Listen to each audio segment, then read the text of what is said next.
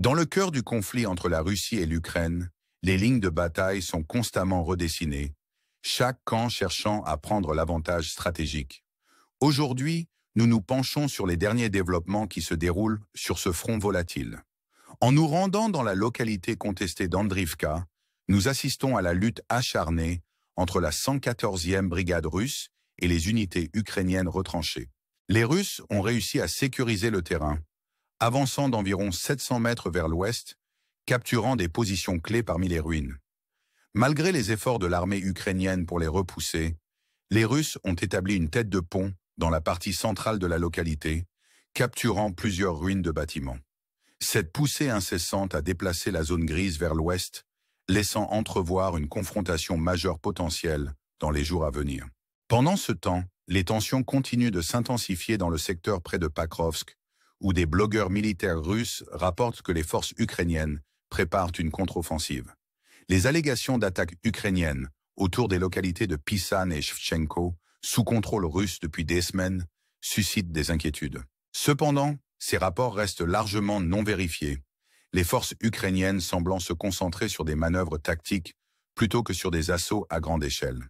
Dans la localité de Kotlin, des unités ukrainiennes ciblèrent des routes stratégiques dans le but d'isoler les forces russes dans la partie nord de la localité. Pourtant, les détails définitifs sur ces opérations sont rares. Le récit des escarmouches tactiques se poursuit au sud-ouest de Pakrovsk, où les forces ukrainiennes et russes s'engagent dans une danse stratégique, chacune cherchant à améliorer ses positions sans s'engager dans un engagement décisif. C'est un équilibre délicat, avec les deux camps évaluant leurs options et se préparant à d'éventuelles escalades. En nous concentrant sur la ville en guerre de Makiivka, nous la trouvons sous l'assaut ukrainien, les défenses aériennes russes luttant pour intercepter les missiles entrants. Une frappe de missiles significative a touché un immeuble résidentiel, causant des victimes et illustrant l'impact dévastateur de ce conflit sur la vie civile. Les vidéos de l'après-coup révèlent le chaos et la destruction causée par ces attaques, alors que les équipes de secours se précipitent pour aider les blessés. Pendant ce temps, la ville voisine de Toretsk connaît sa part d'action, avec les troupes russes progressant dans le district sud de Sabalka. La capture de positions stratégiques, y compris une école internat, souligne la lutte continue pour le contrôle. Les forces ukrainiennes, en particulier la 28e brigade mécanisée, montent une défense déterminée, réussissant à abattre un avion russe, Sukhoi Su-25. Cet incident met en évidence l'intensité des combats aériens dans la région, alors que le côté russe monte une opération de sauvetage pour le pilote abattu. Dans un affichage impressionnant de compétences, un pilote d'hélicoptère russe évite une attaque de drone FPV, extrayant avec succès le pilote blessé du champ de bataille. Le drame se déroule sur fond d'escarmouches incessantes, alors que les deux camps luttent pour la domination. En transition vers le front de Bakhmut, la 4e brigade motorisée russe, renforcée par l'unité spéciale Ahmad, réalise des avancées significatives le long du canal Soliv-Gedon-Donba. Cette avance stratégique sécurise des zones forestières clés et des positions près de la localité d'Ivanske, les rapprochant de la frontière du village de Stupotske. La poussée russe vers le sud les a vus avancer jusqu'à 1,7 km, déplaçant la zone grise contestée vers le rouge. Cette progression se reflète au nord, où le front criminel voit la 144e division russe prendre d'assaut le village de Yampolivka. Les deux camps signalent des engagements féroces, les Russes progressant dans les forêts contestées au sud-est de Terne. Bien que le statut exact de ces batailles reste flou, les Russes ont réussi une avance significative, soulignant les dynamiques changeantes sur le terrain. Dans un coin différent de ce paysage ravagé par la guerre, le front de Koursk demeure un point chaud, avec les forces ukrainiennes lançant une offensive majeure. La localité de Tcherkasska-Kanabelka devient un point central, avec soldats russes et ukrainiens engagés dans un combat. Les rapports suggèrent des gains ukrainiens modestes, alors qu'ils tentent de solidifier leur position au milieu du chaos. Les blogueurs militaires russes expriment des préoccupations croissantes au sujet des manœuvres à grande échelle ukrainiennes, avec des rapports de mouvements importants de troupes et de véhicules dans les zones occupées de l'oblast de Koursk. Cette activité accrue suggère que l'Ukraine pourrait se préparer à une offensive plus importante, alimentant les spéculations sur la possibilité d'affrontements escaladés dans les semaines à venir. Au milieu de ces batailles terrestres, le ciel au-dessus de l'Ukraine et de la Russie devient un théâtre à part entière. Les forces armées russes lancent une attaque massive de drones, déployant 139 drones de type Shahid à travers diverses régions d'Ukraine. La défense aérienne ukrainienne répond vigoureusement, réussissant à abattre un grand nombre de ces drones. Cependant, l'assaut entraîne des dommages à l'infrastructure civile, mettant en évidence la nature indiscriminée de la guerre aérienne.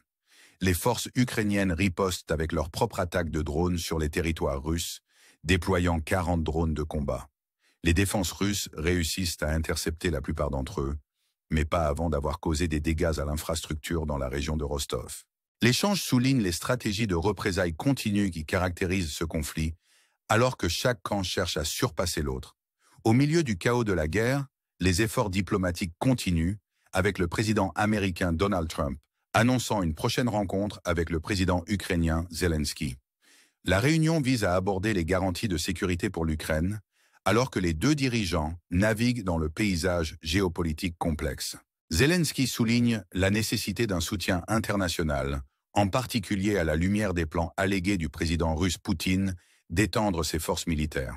Alors que le récit se déroule, nous sommes laissés avec une question pressante. La diplomatie peut-elle ultimement prévaloir dans un monde où le spectre du conflit plane lourdement? Si ce rapport vous a intrigué, nous vous invitons à rester connectés avec notre chaîne en donnant un coup de pouce à cette vidéo et en vous abonnant pour plus de mises à jour. Votre engagement nous aide à vous apporter les derniers développements au cœur du conflit. Jusqu'à la prochaine fois, restez informés et restez en sécurité. Poursuivant notre exploration du paysage en constante évolution du conflit russo-ukrainien, nous nous retrouvons plongés dans une série de manœuvres stratégiques qui continuent de façonner le champ de bataille. Dans la localité d'Andrivka, la 114e brigade russe a réalisé des progrès notables, capturant des ruines clés et sécurisant une tête de pont dans la zone centrale. Cette avancée a modifié l'équilibre des forces, obligeant les forces ukrainiennes à reconsidérer leur stratégie défensive. Les Russes, enhardis par leurs gains, envisagent désormais d'autres avancées qui pourraient faire pencher la balance en leur faveur. Pendant ce temps, dans la région entourant Pakrovsk, la tension est palpable. Les blogueurs militaires russes, toujours vigilants, rapportent de potentielles contre-offensives ukrainiennes dans la zone, particulièrement autour des localités de Pizan et Shevchenko. Bien que l'étendue de ces manœuvres ukrainiennes reste incertaine, l'anticipation d'une poussée tactique maintient les deux camps en état d'alerte.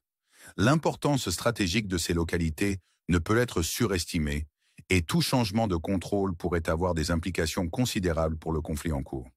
En pivotant vers la localité de Kotlin, les forces ukrainiennes cibleraient les routes de transport clés dans un effort pour couper les lignes d'approvisionnement russes. Cette approche tactique vise à isoler les troupes russes dans la partie nord de la localité, affaiblissant potentiellement leur emprise sur la zone. Cependant, les détails de ces opérations restent entourés de secrets, nous laissant spéculer sur les résultats potentiels de ces jeux stratégiques. Au sud-ouest de Pakrovsk, un équilibre délicat persiste alors que les forces ukrainiennes et russes s'engagent dans une danse stratégique, chacune cherchant à améliorer ses positions sans s'engager dans un affrontement à grande échelle. L'anticipation d'une confrontation plus vaste plane, mais la prudence prévaut alors que les deux camps évaluent leurs options et se préparent à d'éventuelles escalades.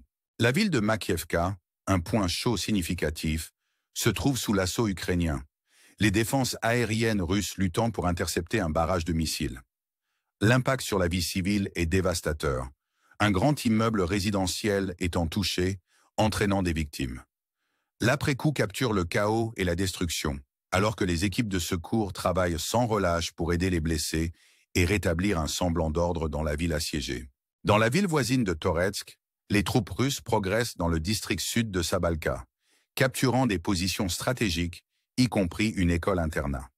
Ce mouvement souligne la lutte continue pour le contrôle, alors que les forces ukrainiennes, en particulier la 28e brigade mécanisée, montent une défense déterminée. L'abattage d'un avion russe, Sukhoi Su-25, exemplifie l'intensité des combats aériens dans la région, alors que le côté russe monte une opération de sauvetage pour le pilote abattu. L'évasion audacieuse du pilote d'hélicoptère russe, qui évite une attaque de drone FPV, ajoute une couche de drame à une situation déjà tendue. Cet incident met en évidence l'habileté et la bravoure démontrées par les combattants des deux côtés, alors qu'ils naviguent dans les périls de la guerre moderne. Sur le front de Bakhmout, la 4e brigade motorisée russe, soutenue par l'unité spéciale Ahmad, réalisent des gains significatifs le long du canal Soliv-Gedon-Donba. La sécurisation de zones forestières clés et de positions près de la localité d'Ivanske rapproche les Russes de la frontière du village de Stupotske. Leur avance de jusqu'à 1,7 km marque un changement stratégique, alors que la zone grise contestée passe au rouge, signifiant le contrôle russe. Au nord, le front criminel voit la 144e division russe prendre d'assaut le village de Yampolivka. Les deux camps signalent des engagements intenses, les Russes progressant dans les forêts contestées au sud-est de Terne. Bien que le statut de ces batailles reste fluide, les Russes ont réussi une avance significative, mettant en évidence les dynamiques changeantes sur le terrain. En nous tournant vers le front de Koursk, nous observons un point chaud d'activité, alors que les forces ukrainiennes lancent une offensive majeure. La localité de Tchirkasska-Kanabelka devient un point central, avec des soldats russes et ukrainiens engagés dans un combat. Les rapports suggèrent des gains modestes pour les Ukrainiens, alors qu'ils tentent de solidifier leur position au milieu du chaos. Les blogueurs militaires russes expriment des préoccupations croissantes au sujet des manœuvres à grande échelle ukrainiennes, avec des rapports de mouvements significatifs de troupes et de véhicules dans les zones occupées de l'oblast de Koursk. Cette activité accrue suggère que l'Ukraine pourrait se préparer à une offensive plus importante, alimentant les spéculations sur la possibilité d'affrontements escaladés dans un avenir proche. Dans le ciel au-dessus de l'Ukraine et de la Russie, le théâtre de la guerre s'étend au-delà des batailles au sol.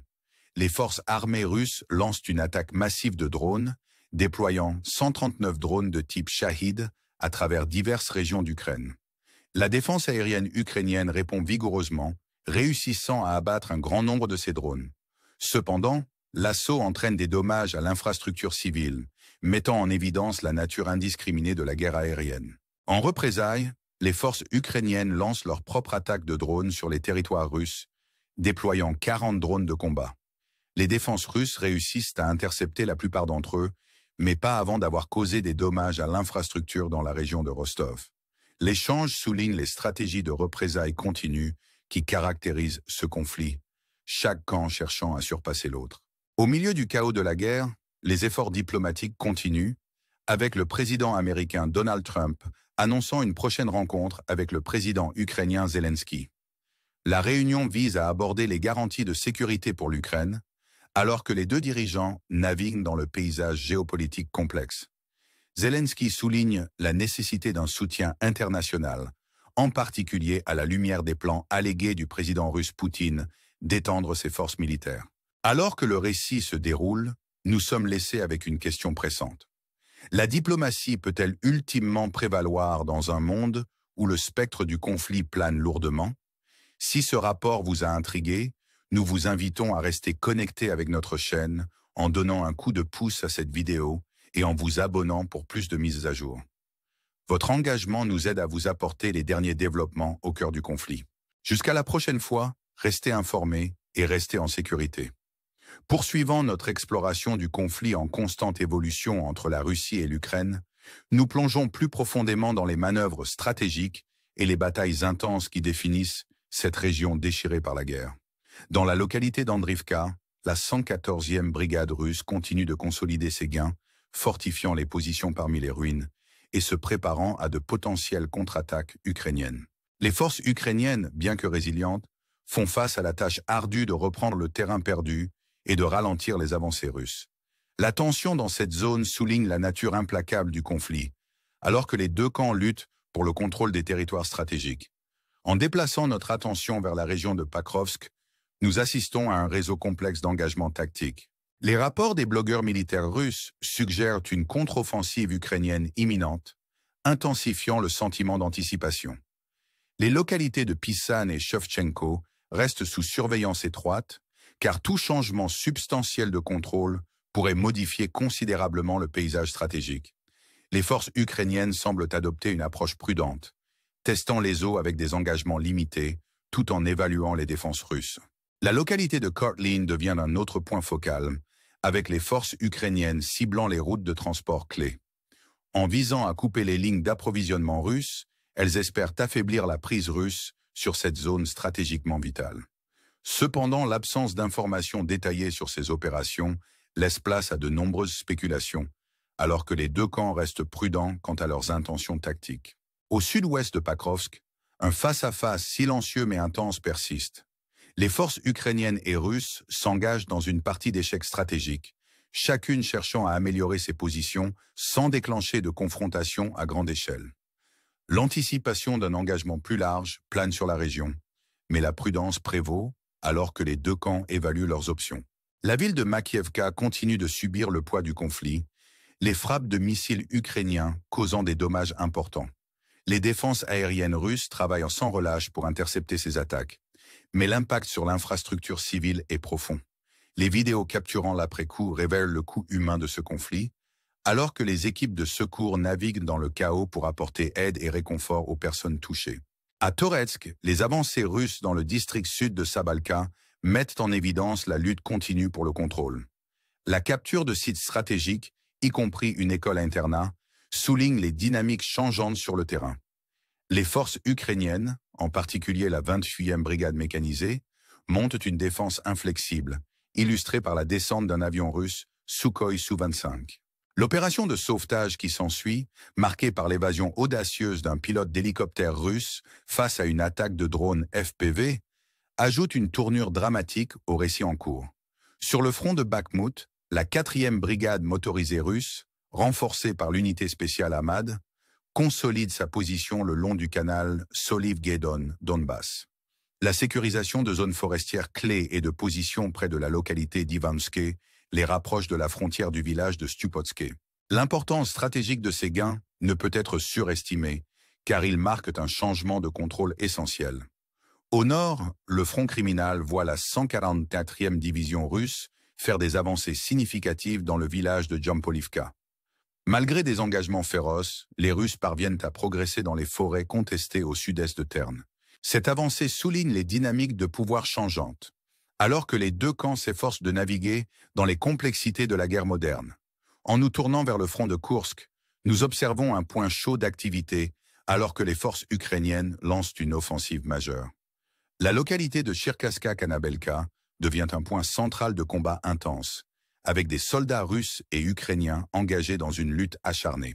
Les rapports de gains modestes pour les Ukrainiens suggèrent une poussée stratégique pour solidifier les positions au milieu du chaos. Les blogueurs militaires russes expriment des préoccupations croissantes quant aux manœuvres à grande échelle ukrainiennes, citant des mouvements importants de troupes et de véhicules dans les zones occupées de l'oblast de Koursk. Cette activité accrue indique une potentielle offensive plus large, alimentant les spéculations sur la possibilité d'affrontements escaladés dans un avenir proche. Dans le ciel, le théâtre aérien de la guerre continue sans relâche. La Russie lance une attaque massive de drones, déployant 139 drones de type Shahid à travers l'Ukraine. En réponse, les défenses aériennes ukrainiennes entrent en action, abattant un nombre significatif de drones. Cependant, l'assaut entraîne toujours des dommages à l'infrastructure civile, mettant en évidence la nature indiscriminée de la guerre aérienne. Les forces ukrainiennes ripostent avec leur propre attaque de drones sur les territoires russes, déployant 40 drones de combat. Les défenses russes interceptent la plupart d'entre eux, mais les dommages à l'infrastructure dans la région de Rostov soulignent les stratégies de représailles continues qui caractérisent ce conflit. Au milieu du chaos, les efforts diplomatiques persistent, avec le président américain Donald Trump annonçant une prochaine rencontre avec le président ukrainien Zelensky. La réunion vise à aborder les garanties de sécurité pour l'Ukraine, alors que les deux dirigeants naviguent dans le paysage géopolitique complexe. Zelensky souligne la nécessité d'un soutien international, en particulier à la lumière des plans allégués du président russe Poutine d'étendre ses forces militaires. Alors que nous clôturons ce chapitre, nous sommes laissés avec une question persistante. La diplomatie peut-elle ultimement triompher dans un monde assombri par le conflit? Si ce rapport vous a captivé, nous vous encourageons à rester engagé avec notre chaîne en donnant un coup de pouce à cette vidéo et en vous abonnant pour plus de mises à jour. Votre soutien nous permet de vous apporter les derniers développements au cœur du conflit. Jusqu'à notre prochaine mise à jour, restez informés et restez en sécurité.